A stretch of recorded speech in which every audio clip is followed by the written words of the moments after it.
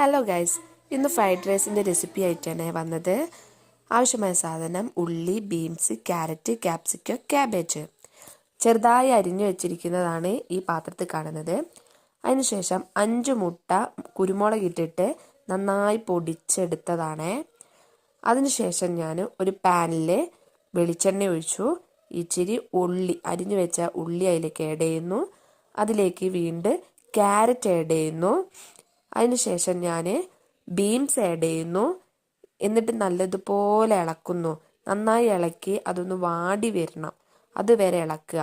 ഇളക്കി കഴിഞ്ഞിട്ട് അതിലേക്ക് ഇച്ചിരി ഉപ്പും കൂടി ആഡ് ചെയ്യുന്നുണ്ട്. എന്നിട്ട് നന്നായി ഇളക്കിയ ശേഷം ഞാൻ ക്യാപ്സിക്കയും യൂസ് ചെയ്യുന്നുണ്ട്. അതും നന്നായിട്ട് ഇളക്കി അതിൻ്റെ കൂടെ തന്നെ അരിഞ്ഞു വെച്ച ക്യാബേജും യൂസ് ചെയ്തു. നല്ലതുപോലെ ഇളക്കി കഴിഞ്ഞ ശേഷം നന്നായി മിക്സ് ചെയ്ത് ഇളക്കി കഴിഞ്ഞ ശേഷം ഞാൻ കുറച്ച് നേരം ഇതെല്ലാം ഒന്ന് വേവാൻ വേണ്ടിയിട്ട് ഒരു ചെറിയൊരു പാത്രം എടുത്ത് അതിന് മൂടി വെക്കുന്നു. അതിൻ്റെ ഒപ്പം ഞാൻ കുറച്ച് കാര്യങ്ങൾ കൂടി ഇതിലേക്ക് യൂസ് ചെയ്തായിരുന്നു.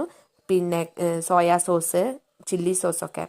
അതിനുശേഷം ഞാൻ വേവിച്ച് വെച്ച ചോറ് അതിലേക്ക് ആഡ് ചെയ്യാണ്.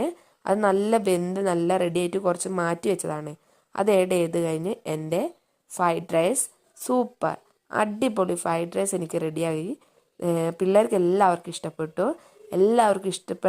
എല്ലാവർക്കും കഴിക്കാൻ പറ്റിയ ഇഷ്ടപ്പെട്ട നല്ലൊരു ഫ്രൈഡ് റൈസ് ആയിരുന്നു.